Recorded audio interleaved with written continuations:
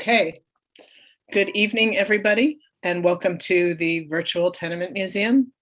My name is Rachel Ida Buff, and I'm here with the Selina Alko, the author of this wonderful new book, I is for Immigrants. Selina has written a lot of books for young people, including most recently a book on Joni Mitchell. She's written B is for Brooklyn. She's the author of multiple books of this kind written for a young audience, but really packing a sort of beautiful and complicated picture of, different issues in life as we know it. In this case, immigration and immigrants and what that means. Selina discloses in the back of her book that she is a naturalized American, being born and raised in Canada. So in that way, she has a particular perspective, I think, on what it means to be not from here, but here, which is the condition of being an immigrant, which for many of us whose families originally came from elsewhere, and even for Indigenous people who often moved as the result of dispossession and colonial wars for, enslaved Africans and their descendants, really everyone on this continent has as a fairly primal experience, the experience of displacement somewhere in their family history. I'm an immigration historian, and I did an event at the Tenement about a year ago for my also alphabetically organized book. A is for Asylum Seeker, Words for People on the Move, A de Asilo, Palabras para Personas en Movimiento. So Selina and I have in common alphabetical books about immigration, which I think is how we were thrown together, but I'm so delighted to be here. And I guess I wanted to start out with some questions for Selina, just in talking about the artistic and I guess pedagogical vision, because I assume when you write books for little kids, you're thinking like, I want them to enjoy it, I want them to think it's beautiful, but I also want them and their parents to learn something about it. So if you could talk a little about your artistic vision coming into Eyes for Immigrants, and then maybe a little bit about what you want people to take away from it. Sure. First of all, thanks for the really nice introduction. I'm delighted to be here in this conversation. So the book came about, I had done about 8 years ago an alphabet book called B is for Brooklyn, which is where I live with my family. And within that book, for the letter I, there's I is for Immigrants. And my editor and I decided we brainstormed doing a sequel in 2016 when the situation got really heightened. And I think I posted an image from my Brooklyn book on Twitter and it went viral. And so then the sequel was born. I really love doing an alphabet book because I find it it's almost like a puzzle, coming up with different concepts and the visual possibilities, the tangible, the intangible things for each letter. And I do, tons of brainstorming, and I try to make sure that I am as inclusive as possible with as many different cultural elements. I brought some sketches with me. Awesome. This is called a book dummy. In children's books, it's like a practice mock-up of a book.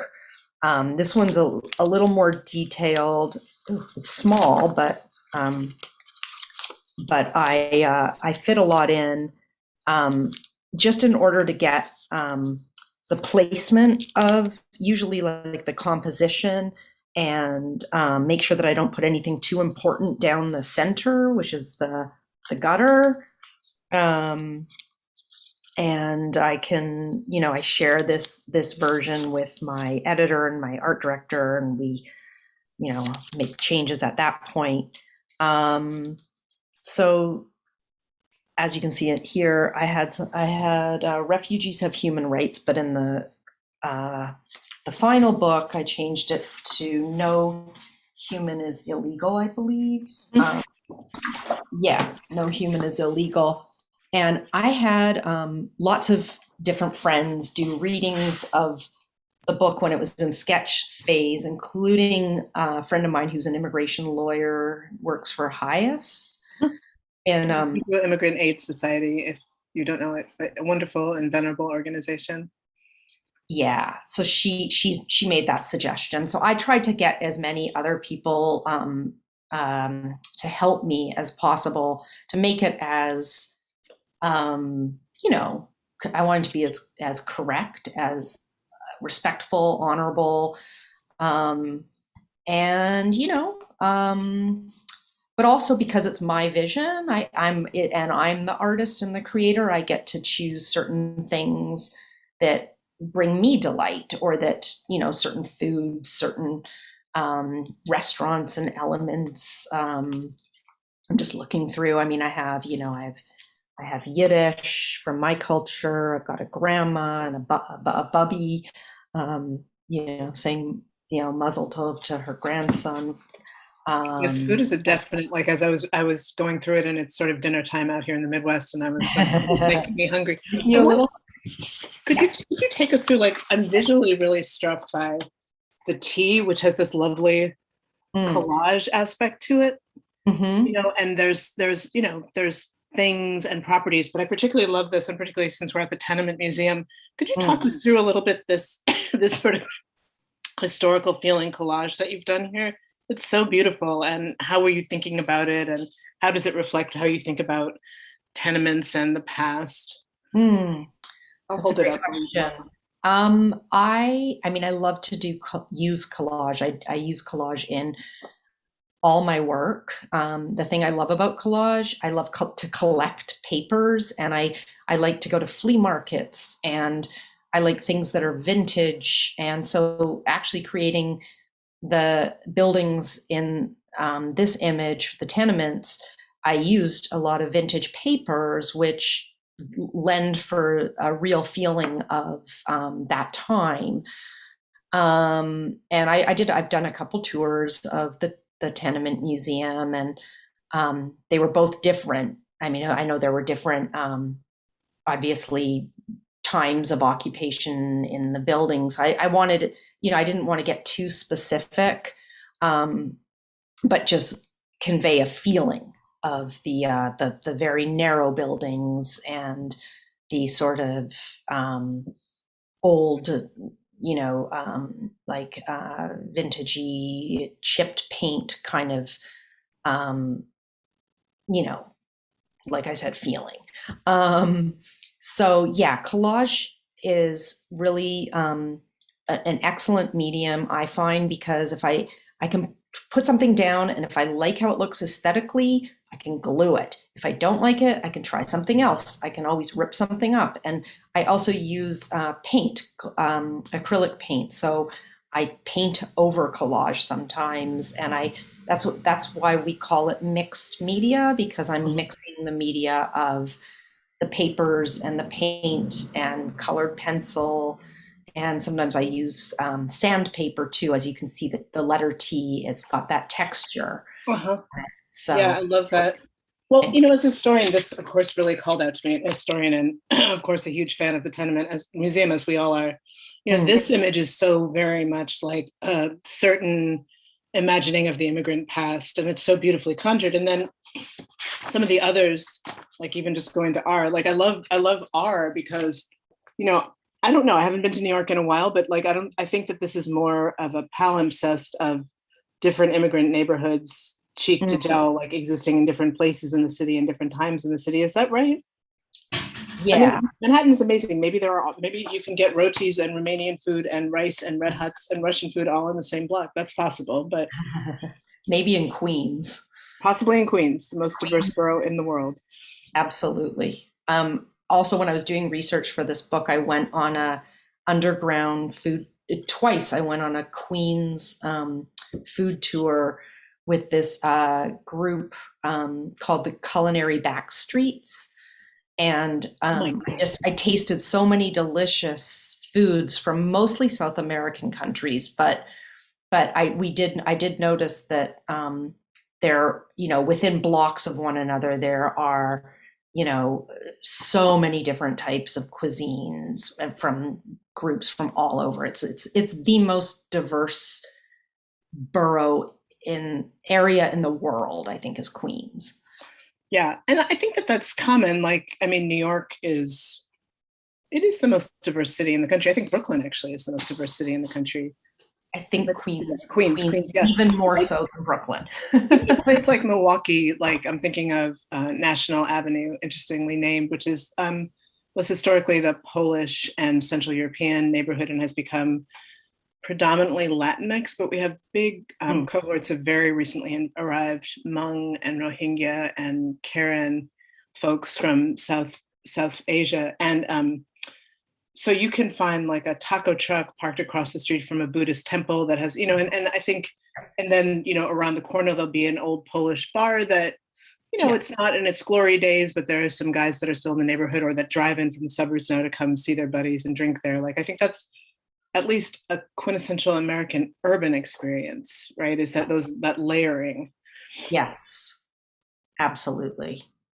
Yeah. And you find in Milwaukee now, there's this very particular Milwaukee kind of architecture called the Polish flat, which is a little sort of shotgun shack that Polish families was very important to them to own their houses. So they would put 2 or 3 families in and raise the shack up and build it, so that it would have 2 families could live there.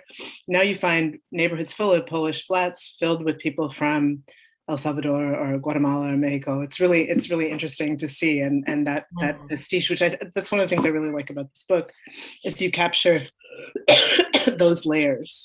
Thank you. So when you imagine this book kind of working its way across the country, like it could wind up in a grade school in Brooklyn, it could wind up in Milwaukee, it could wind up in a farm town in Nebraska. What are you hoping that people understand from it? What do you want their experience with your book to be? I guess I if I had to have an overarching theme, it would be just the feeling of joyfulness, connection, and the coming together. Just as I work in mixed media and I use different materials to create something even more beautiful together, I want people to get that feeling when they read the book. I want kids to kind of see how these foods and people can coexist and that is a beautiful thing. Maybe it's a little idealistic, but I think I am an idealist. I just do. I've always been that way. I went to socialist summer camp as a kid. I lived on a kibbutz. I moved to Israel. I did live in Israel for 2 years actually, but then I moved, to New York to become an artist. And all my books are social justice-y themed books. So I just hope that these books are received and taken in a positive way, in a way to revere and to understand in a that just to take the sting out of the words that have gotten these negative connotations. Yeah, I'm interested, and this relates to stuff we were talking about just before we went live, that everything you're saying is very, it's very kind of, it would have been mainstream 20 or 30 years ago, when President Kennedy, before he was president, wrote the book Nation of Immigrants. It's very much that creed of pluralism and, going back to coming out of World War II, like, we all pulled together, and, in World War II movies, there's like Joey with his kielbasa from Brooklyn and, an African-American guy from Alabama, and, they're all pulling together, and, somebody from Nebraska, cowboy kid, though the war was fought with segregated troops. But anyway, that this image that we could all live together and it's all of our countries and pluralism is patriotic, right? But when you were talking about what you wanted your book to do, there was like a little bit of defensiveness. Like, I hope nobody freaks out that I'm trying to do, Right. have this lovely pluralistic democratic vision. And we talked about this a little before about what very troubled times we write in and try and intervene in. I don't know if you want to address that. Yeah, I mean, that's just such an excellent question and pinpointing of even like even what I'm going through as a creator right now, in and that I just sometimes I don't know exactly how to make sense of what's happening in the culture at large. And I don't understand. I kind of don't understand it. I don't know why there is such a resistance. There's so much. I mean, it just the polarization seems to be getting greater. And I mean, I've been doing children's books now for almost 20 years, and it is it's a pretty idealistic little like field that I work in. I mean, we've been, all the people are genuinely trying to create books that will make a difference, and we are working really, really hard, all of us, it seems, even if we're using animal characters to tell like metaphorical stories about kindness and and community. Is so it's just so hard for me to reconcile what really has been happening in our culture. And I guess that was my body language just saying, I guess I'm still trying, but and is it going to make a difference? I don't know. I mean, there's this school of thought of like, if you just can reach one person and change the minds of one family, then maybe then you've done a good job. But I feel like I just have to keep doing the kinds of projects that I believe in, and the things that I think are at least trying to make the world a better place. But it does feel kind of weirdly naive to feel so idealistic nowadays. No, I know. And where I live, and we were talking a little bit about, I live in Milwaukee, Wisconsin, and Milwaukee and Madison are the blue parts of Wisconsin. You're welcome. We're what tipped the election in 2020, and it was really the organizing of Black and Brown people in Wisconsin. So we went blue instead of red, as we did in 2016, like really by this razor thin margin, but incredible work here. And it's so intense because Milwaukee is right on Lake Michigan, so you can't really go east of here without going into the lake. And if you go west of here, you get into the blood red collar counties. Some of the most reliably Republican voting counties in the country are in the sort of exurbs of here. So that's a pretty intense context to live in. And my family and I are pretty aware that we're these like liberal university Jews, and it's not as if we're people of color. We're not all that observable, but we don't look like the people in the farming or in the exurban communities. And, we're very aware of that. And I think COVID has really highlighted some of the visual politics of that. Like, do you wear a mask? Do you not wear a mask? All of that. But I will say that twice now, I've been invited to speak in the 4th grade class in Ixonia, Wisconsin, which I'm sure none of our audience has ever heard of.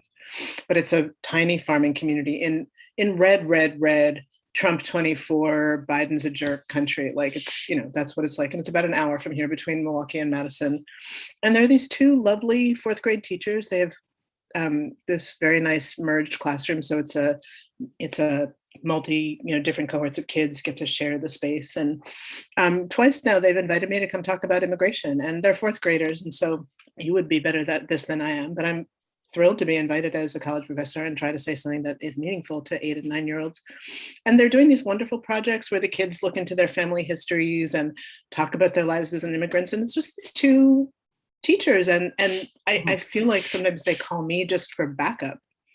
Like, can somebody from the university come say that this is true? Like, I don't know how much pushback they're getting, but I really appreciate the work that they're doing. And I think like they, actually now that we're talking about it, I would love to, next time I go, or maybe I'll email them and say, hey, this would be really wonderful in your classroom, because they're trying to do exactly what you're saying.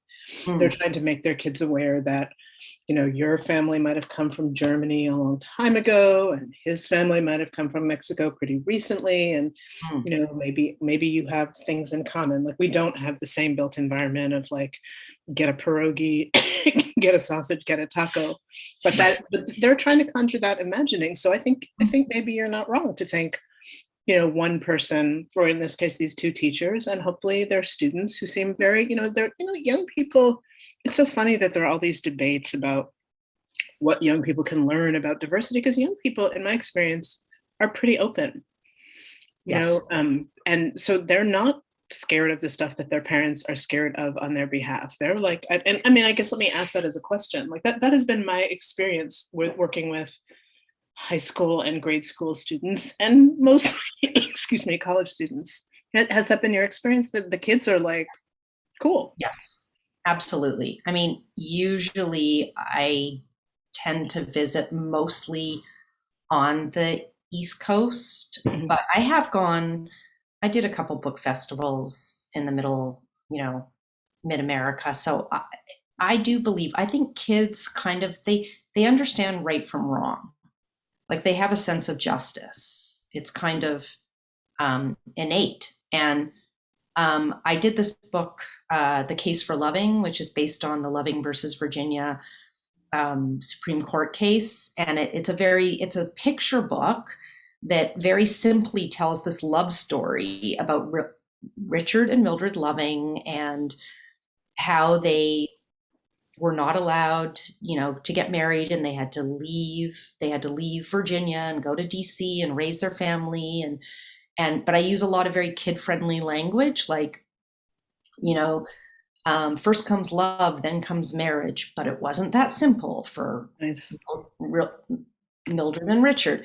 And then, there's a dramatic scene where the police come in, and so this book gets, I go into classrooms, usually about fifth grade, like civil rights units, and the kids get very worked up. Like they're really, really upset that this family was told they had their marriage with they're illegal. They have to leave. They're not allowed to. And there's a lot of when I go into like in New York City, anyways, there are quite a few interracial families, and the kids are like, my parents would have been, I would never be born if these laws hadn't changed. And so they really they do understand the justice element. So so it brings me back to feeling like, yeah, it's good that I do feel hopeful that kids can, the new generation will maybe be more progressive than some of the older ways of thinking. I think also that kids have pretty sensitive barometers for, as you're saying, injustice and also lies. And, like I'm a leftist, I'm an activist, I'm a Jew, I'm all these things that are unfamiliar to a lot of my students, but consistently I get student evaluations that are like, she was so even-handed, just because I'm really nice. And I'm a woman and I'm older, probably all those things play in, but like, that's been my whole career. Cause like, I don't know, I try to like make sure everyone gets to talk. I try to be honest about where I'm coming from, and I try to present stuff, stories that are interesting. And like, it's scary to teach in Wisconsin now because things are so inflamed. Just in the way you were talking about polarization, and because I teach about immigration, that can be really intense. But I always feel like we really do need to talk about these things. I think of it as like intellectual hygiene. Like we can't let this fester. We can't like think the word refugee is a terrible word and never say it. Like, ugh. Like let's just say refugee and figure out what we mean, and figure out why some people are freaking out about it, and why. I mean, we were talking about this before, but in both of our Jewish families, refugee like has like a little, kind of orange halo around it in my imagination. Like refugee, somebody takes refugees in. That's a lovely thing. People who are refugees who are cared for is such a lovely thing, and how do some people see it so differently? And let's talk about that. And I think that's also, I think, the basis of both of us being interested in this abecedary form and writing an ABC and writing a glossary so that people can have words to describe, all of these things that have become so inflamed and intense. Exactly. Yeah. Yeah. Yes. Well, tell us a little bit about your next projects and what you're thinking, where you're going from here. Sure. Well, I'm illustrating a book about the kinder transport. I don't know if you know Nicholas Winton. You should probably say for our audience just more about the kinder transport. Oh, okay. So basically, during World War II, a great number, about 10,000 Jewish children were saved by being adopted, arranged adoptions to places mostly in the UK. And it was sort of done through good people, some good families who just really wanted to try to help as many Jewish families. That adults obviously could not be adopted, but their children could. So families had to actually, because the Jewish families knew that it was unfortunately and tragically a matter of time before they maybe rounded up and taken from their homes, and as a way to kind of save parts of their family, there were these 10,000 children that were actually given up for adoption and arranged to be taken in trains, and in some cases there were some airplanes and boats. So that's a little piece of history for those who don't know. So will that I assume that will have more words in it than this does, like that you'll tell the story. Yes, exactly. It's told sort of from the perspective of a group of kids. So it's the writing it's lyrical. It's like when we were 7 or 8 or 9 and we lived in Prague and life was lovely. The kids went on picnics and they had hot cocoa with their families, and they played with other kids, and then things changed, and they go from Prague basically to they take trains to Great Britain and are adopted, and they don't really know what's going on. Their families didn't really tell them. But this one man, this amazing man, Nicholas Winton, he actually saved 669 kids, and the story is told.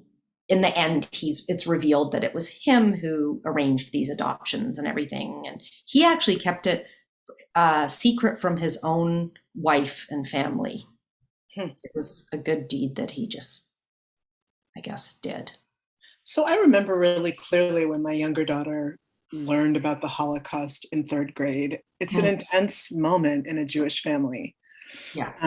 And I remember telling my older daughter about it, and she was a little younger than that, and feeling a combination of scared that she would know this terrible thing, but like she needed to know it. It's such an important thing about Jewish identity. So how have you dealt with that very fraught act of, having younger people, some of whom might know the story and some of whom might not? Like it's a big, horrible, unimaginable story. You're telling a very sweet corner of it, but right. How do you think about that as a parent yourself and as a writer? Also a great question. I'm still just in the research and sketching phase. And in the words in the text, there are some there's description and explanation of the destruction of Jewish property. There's the yellow star that Jewish people had to wear to be identified. There will be little elements like that showing up, and then there will be more elaboration on the story of the Holocaust in the back matter. Mhm. It is true that because it's a picture book, I guess, the publisher, they want to highlight moments of hope and Sure. also bravery and things like that. So it can't just be entirely, I mean, I think when kids are a little bit older, they graduate to reading Mouse Uh-huh. 1 and Mouse 2, the Right. graphic novels, which my kids read and I read when I was in college. But so, but I am noticing, like in children's books, I mean, I've been doing books about enslavement. We talk about civil rights and other ugly parts of history in very young picture books, quite Interesting. quite commonly. So this is my first time doing something specifically Jewish. Mhm. I'm actually I don't want to use the word excited, but I feel good about dealing with something to do with my own heritage and my Mhm. own um, past, because it helps me learn more. Every time I do a book, I learn a lot more. Mhm.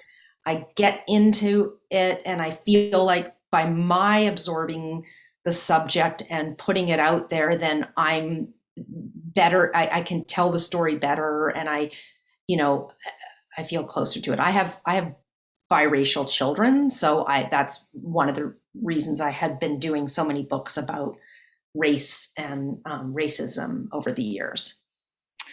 This brings us to something that I've thought a lot about in my own life and that I think we share in common, at least in terms of our two books about immigration, that, I am sometimes asked, why are you interested in this? Because I'm white appearing and Jews in this country, Ashkenazi Jews are considered white and have been for, a couple of generations now since World War II, more or less. And, I grew up pretty comfortably and haven't experienced racism, a little anti-Semitism, but, so why does the immigration issue compel me so much? And I've been asked that, and I've done a lot of thinking about it, and I have an answer, but I want to hear yours if you have one, and maybe we can talk about that a little.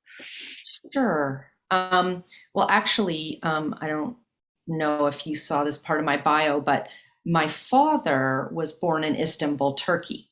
Mhm. So he immigrated, he did the army, and he made his way as a young adult by way of New York City. He was actually a bike messenger delivering sandwiches for about a year. And then he made his way to Vancouver, Canada, where he raised a family. So I had, a father who had an accent. He was very vivacious. He would love to cook. We had Middle Eastern food, Turkish food. Like food was a big part of my upbringing. He spoke 7 languages. And he didn't teach us really the languages. So they were like, phone calls with relatives and, Uh, and we visited, we went to Istanbul, we went to Mexico City where we also had relatives. And so there was a lot of travel. There was a lot of things in my childhood, like foods. And so he was Sephardic Jewish. My mother was Ashkenazi. So we had a bit of a mix there. So, and being Jewish in Vancouver growing up, I was an outside. I felt like an outsider. I mhm. did, even though I had white skin and was comfortable. There were, a little bit of anti-Semitism, but definitely a feeling of not quite belonging. And it Uh-huh. wasn't until I moved to New York City that I immediately felt at home. Mhm. And I don't know if it's because there are so many Jews in New York or if just the diversity in general gave me a sense of feeling like everyone comes from somewhere. And now I finally feel comfortable. Um, so, yeah, I can't remember the first part of your question, but I do want to hear your answer to the same. Yeah, no, I think the issue of belonging is really Yeah. important. I mean, I often, I've spent a long time in my life, pretty much since I've lived here in Milwaukee, so the past 20-ish years, um, working sort of in on two levels, like teaching and writing about immigration, but I also do a fair amount of work with immigrant rights organizations in the city. And so, when I speak, to groups about immigrant rights, I tell the story of my great grandfather who left the shtetl, the Pale of Settlement, and really wanted to go to America and, walked overland because it was difficult for Jews to leave Russia. Had to walk to a port in Germany and booked passage, he was told, to America. And when the ship got to England, they kind of threw him off and said, do you hear the people speaking English? You're in America. And he was in London, and he had very few resources, and he eventually joined the Merchant Marine and got on a ship. And when the ship hit Brooklyn, he jumped ship and became what I have often talked about in talks, an undocumented migrant. He jumped ship and wanted to be in the United States, just like there are people right now walking across the border, the US-Mexico border, or, living under bridges, hoping to go across that border. The very same impulse, like, I want to go to America. I've been tricked. I've had a rough time. I have very few resources. I'm getting there anyway. That to me is a very American story. And I often emphasize that, he did this before 1924, when undocumented crossing became a federal misdemeanor. And, that's the beginning of all the illegal alien, very ugly kind of racial language. Wow. The older people in my family don't like me to say that, but, he was an illegal immigrant before it was illegal. So we got lucky historically. So I often tell that story, in the very same sense that you're talking about. Like we many of us struggle to belong here. But I also have come to think on a deeper level that I think a lot of us, and us being Jews, but also other folks with experiences of displacement and forced migration and loss. And this is, I think that the epigenetic stuff I don't fully understand, but I do understand enough to think that, we carry trauma genetically. So I think for me, the question of home is really, really primal. The home and belonging and who belongs. And so I'm invariably moved by those stories, no matter whose they are. And it has seemed to me for my entire adult life that, mostly, not entirely, but mostly Jews are pretty at home here. But there's a lot of other folks who aren't. And so those seem like familiar stories to me. They compel me in this pretty deep way that I have been sort of digging up lately, or digging around lately, because I like the great grandfather story, but it isn't the full story for me. Yeah, that resonates. Yeah. Well, so the next project is going to be, and do you have a title for the Kindertransport book? Yes. It's called, what is it called? I think The Stars in the Night. So like I said, I didn't write it, but the author uses a metaphor. So the parents tell the children, think of us, look at us as when you look at the stars in the night and the sun in the day. Nice. So it's a nice connection between nature and a way of having that the children always sort of remember their parents. And when you've produced a book like this, or like the Loving book, does it go out to like a grade school library or a grade school classroom with like a educational packet, or does it just sort of come as a book in, like the book arrives and librarians kind of deal with it, or does it come with kind of package do teachers have, or it just arrives? I mean, all the books I do are with major publishers that do have school library market departments. So hopefully they do present some materials. I do know that my books with the social justice themes do tend to be quite popular more popular with librarians than they are in bookstores, for example. So schools and libraries are the market for my books. So I think that but I'm not always certain how they're being presented. Though I love, like, I brought my kids to the tenement so much when they were younger, and we'd come to New York to visit family, and I love the idea that this would, that this would be available in that fabulous tenement museum gift shop, like one of my favorite bookstores ever. And like it's so wonderful that kids could have some kind of purchase in, well, in both senses of the word, that they could have some perspective, and that that there would be something that speaks to them. Yes. That's really lovely. Takeaway. Yeah. I'm not sure we're taking questions, but if anyone has them, Arabella, are we doing questions? If people in the audience want to ask, there are no questions as of yet. Okay, we will just keep chatting. And do you have plans for after the Kinder Transport book? Is there a book that you'd like to do that you've been sort of dreaming about?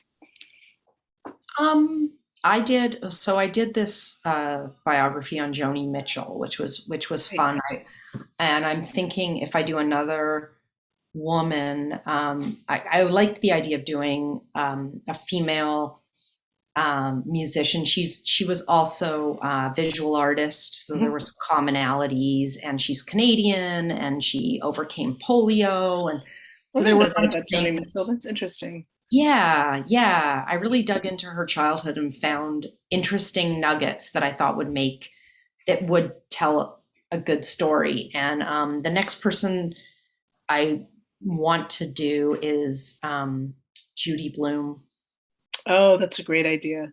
Yeah, she was my favorite author. Yeah, me too. In my adolescence, right? Like she would have been the one that taught us everything about feelings and issues, and she was bodies and love, and even race. At Iggy's house was, she dealt with then taboo topics. She was one of the first to be like very emotionally honest about a lot of real life things. So I think I'd like to do her biography next, and I have like lots of other ideas. And not the Joni Mitchell book, like my kids have like sort of heard of Joni Mitchell, which is like, she was so important to me. Like, do you think that there's like a market? Okay. Let me ask this question and then we'll get to the question being asked. Do you think there's a market for the stories about Joni Mitchell? Are younger people listening to her, or like, how does that work? Because she does seem, for the next generation, a little obscure. Yes. I hear you, and it's true. And the thing is, within the publishing world, there are several books about Bob Dylan. There are books about the Beatles. There are books about Pete Seeger, all sorts of other folk musicians who, and I don't know that Pete Seeger is any more of a household name than Joni. And so my idea was a bit of a feminist idea, just like, let's give some room on the stage for a woman who is of, equal or if not greater talent.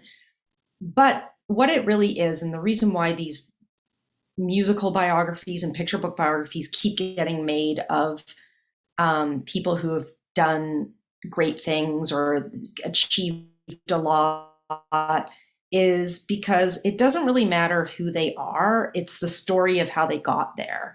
And if you can tell a good story, there are biographies, not just of musicians, obviously, like, there are a whole bunch about scientists that, and there are, biographies.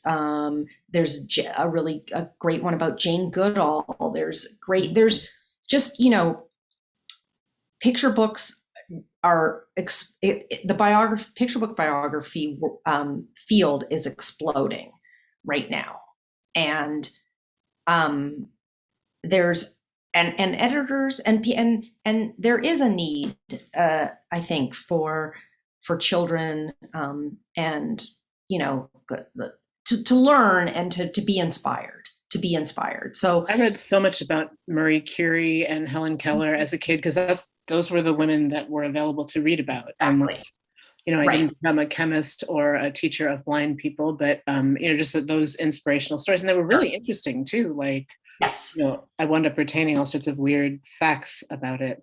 So we have a exactly. question in the chat which says, Judy Blume is great. Selina, who are your influences as an illustrator? That's such an interesting question. I'd love to hear the answer. When I was really young, my favorite illustrator was Richard Scarry. So I just loved that he like labeled all of his everything in his art, and there was always so much to find, and I would just pore over those books. I did not have a lot of picture books growing up, but I had Curious George and Dr. Seuss, and those are the ones I remember the most, really. And now I have a lot of influences as I create my own books. There are so many illustrators who I love. Should I don't know if you I want feel to like I hear can them. see, since we've been talking about Art Spiegelman, I feel like I can see a little bit of Art Spiegelman in your work. Yeah, it would be interesting to hear, who else has influenced you. Yeah, I'm actually currently reading Alison Bechdel's latest graphic novel, Yeah, The Superhuman wonderful. Strength, about mind body. So it's so good. I loved Fun Home and her other books. I love graphic novels, actually. And let's see, who else do I like? I get a bit of a zine vibe too, like the sort of explosion of zines that happened, in the 90s. Like there's a little bit of that kind of playful, collagey, illustrative. Is that operative here? Yeah, definitely. And do you know Mara Kalman? Yeah, your work Yeah, reminds me a lot of hers. she's like absolutely my favorite. Yeah, my kids loved her books. Mhm. Here's another question. What drove you both to using the alphabet as a platform to talk about immigration, migration, and refugees? You go ahead, Selina. Um, well, thank you, Rachel, for teaching me the word abecedary. Yeah, I abecedary. learned, my editor taught it to me, and I was so happy to know what I was writing. Yeah, yeah. I think when I did B is for Brooklyn, I felt like it was such a. I just loved the trope, the format, and it felt fun, actually, like a playful and fun way to solve a problem or tell a story. And then so for Eyes for Immigrants, natural outcome of that book was really the same. I enjoy the challenge of coming up with as many things, not as many things. There's always like a cap. I never try to do more than like 6 or so per letter. But then also just deciding, am I going to put 2 letters on a page? Am I going to do a double page spread for 1 letter? There's all those interesting questions that come up as you're developing the project. Seems a little bit like you let the images do that, like in languages. Right. That image is so beautiful that it needed, and so vivid, and you have all the languages spilling out of the mouth. So you kind of needed the Yeah, whole page for that. Like that would be very diminished on a half a page. exactly. I love that's led by the image. Um, Thanks. for me, I was so aware being in the classroom, and I did some work in Tijuana at the U.S.-Mexico border in the early Trump years. I was so aware that the words were. I'm a writer before I'm a historian. I will admit that in this audience. I was just really aware that the words were being changed, and that, as I said, I think of refugee as a lovely word, and it was becoming, in the mouths of some people, including some of my students, a curse word, a bad word, something that meant dependence and weakness, and so it isn't just the ugly words. Like, I think that most even centrist media outlets have stopped using the term illegal alien, which was really a media creation from the mid 1950s, and it came out of this like panic that was mobilized under President Eisenhower by to this idea of like getting rid of the the Mexican Menace or whatever. But I was watching it change again. And I guess I'm a historically inclined writer because I wanted to mark a moment in time and say, look, an asylum seeker is someone who can't go back to their country and sets foot in another country and is taken in to be considered for protection. There's a juridical definition of this. I'm not making this stuff up, like that is international law. So the fact that our country now doesn't let those people in at all. But even since the 1980s, if you come as an asylum seeker, and particularly if you're Black or brown and you're from Haiti or Central America or Mexico, and you say, like, this is a lovely, lovely idea, right? That, and I think we're really deeply invested in it as a culture, that if things go bad, and you hear liberals talk about like, well, should we go to Canada because Trump is getting really bad? Or I always think that The Handmaid's Tale, the popular sort of dystopian anti-feminist fantasy, like in that film, in that show, people fleeing are given like incredible succor by Canada. No refugees in the world ever get that. Right. But we have this fantasy of that. Since the 1980s, when we have asylum seekers come to our borders or wash up on our shores, we say, okay, well, we're going to put you in jail for the crime of being vulnerable. So it felt really important to me to track the language and have something that people could use, because often when I speak to popular audiences or my students, the terms are really confusing. Like, what's the difference between an asylum seeker and a refugee and an immigrant and a migrant and a citizen, and who gets to be one? And all these terms are, and I started to think that the obfuscation and the confusion was part of the politics of xenophobia. As long as some kid in Wisconsin thinks that refugees are bad people taking things away from us, we cannot move forward. Like we just can't, as a country, as a people, we can't. So I wanted to have a little bit of a corrective or a record and a resource. So I think of my book as a resource because both in language, and then this again was my really brilliant editor, Richard Morrison at Fordham's suggestion to have it has a list of sources that I use, like books that I read and things that I consulted, but it also has a list of different organizations doing immigrant rights work around the country. And the nicest thing anyone said about my book so far is one of the illustrators, she did the cover, Isli Flores. She said, I wish that when my family crossed the border, we had this book. So that's like, I was like, oh, that's exactly, I wanted it to be small. I wanted it to be even smaller than this so people could put it in their pockets if they needed to. I just wanted it to be useful so people could figure out what the heck is going on and how we go forward and how we make sense.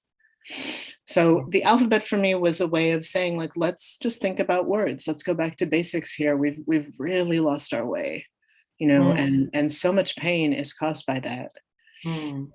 So that's why I think we come to the abecedary, such a good word that we can now both have. Great word.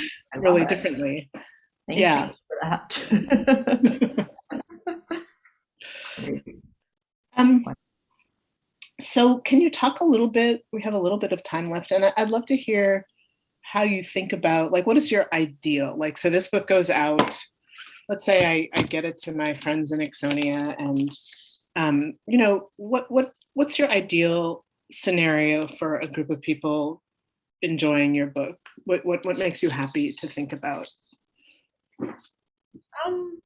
I guess maybe it's being read in a classroom and it sparks discussion, or at home it's a read aloud, the family learning about other cultures, learning about different foods. Those are the scenarios those feel good to me. Yeah, those are lovely. And we have another question. Selina, what has been your favorite part of putting out this book? This conversation is very nice. I'm enjoying this. Good. My favorite part. Well, that's a really good question. It came out in June. It's gotten a good reception so far, but it's also hard to gauge because it's the pandemic and I haven't gone into classrooms yet. And I like to do that usually. I do like to share the work with kids and feel the reaction, but I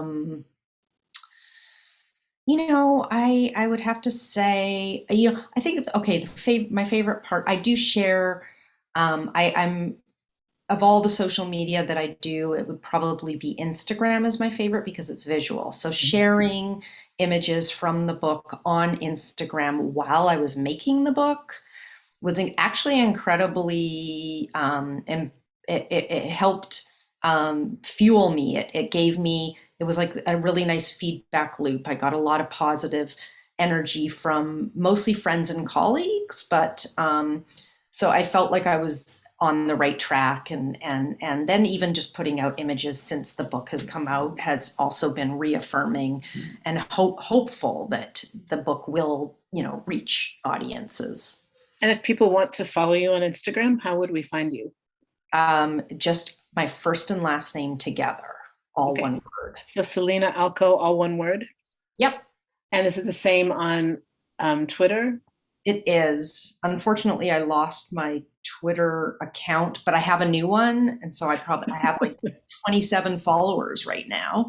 I don't know what happened to my last account, but actually librarians really like Twitter. So that's one of the reasons why I do it. I don't enjoy it as much because I think I'm more visual than I am a writer. But, and then I also have a Facebook books page, which is Selina Alko Books.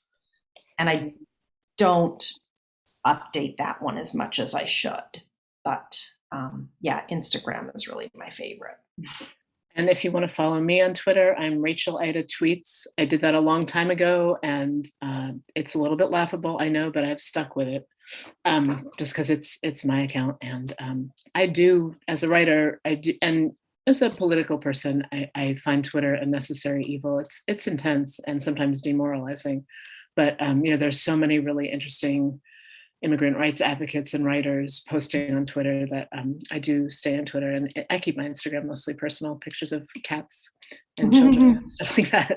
But I will definitely follow you on Instagram because I love seeing these images, and I'm excited about the stuff that's coming up. So we are pretty close to our stopping time. Are there things you want to say, or do you have any parting words for our audience? I've really enjoyed this chat. Thank you. Do you have any parting words? I hope you get both our books. I think the work we're doing is important. And if I've learned anything from this conversation, I'm going to stop feeling embarrassed about being idealistic. I want to actually own it. I would like to think that this has actually been helpful. I think having this conversation for me to actually start feeling good again about being an idealist. I mean, why is that? When did we all become so cynical? Yeah, I think we're all in a defensive crouch for so many reasons. But I just want to just say one more thing about that, Selina, that I think about this a lot, that it isn't just New York or Milwaukee. It's like some town in Nebraska that has a poultry processing plant. Or my husband's from southwestern Arkansas, which when I started going home with him was mostly hillbilly white folks, and is now 70% Latinx who've come to work in, to farm and to work in the food processing plants there. And so in every school district in the country, there's some kid, whether they're part of the majority or not, that carries these stories. And so for them, seeing an image of something close to their families is so important. So you might not even know, like that's what they say, like a good teacher, and this book is a teaching book, never knows where their influence stopped. But I think about this a lot, that I teach my classes at University of Wisconsin-Milwaukee. There's some kids who are like really dealing with first generation trauma issues. So both it's explosive for them and maybe hard for them to talk about this, but also really important to be affirmed. And that most of the classes they're in don't do that. And so it's important that we do it. Like, I think it's not only not shameful to be an idealist, but it's pretty vital. I think if we're going to survive as a people and a nation and a planet, really. So, word for idealism. All right, with that, it's 7:00, and I think we should sign off. Yes, is that the protocol? I'm sorry that we didn't get to see you all, lovely audience. Like, we don't know what you look like or how many of you they are, but that's the weird Zoom world. On the upside, I assume some of you are not in New York and we're able to Zoom into this event, which is one of the lovely things about this very strange period. So thank you for spending your evening with us, and everyone be well and be idealistic. Okay, she's going to end the stream. Just sit tight till she gives this, and I will indulge in a fit of coughing.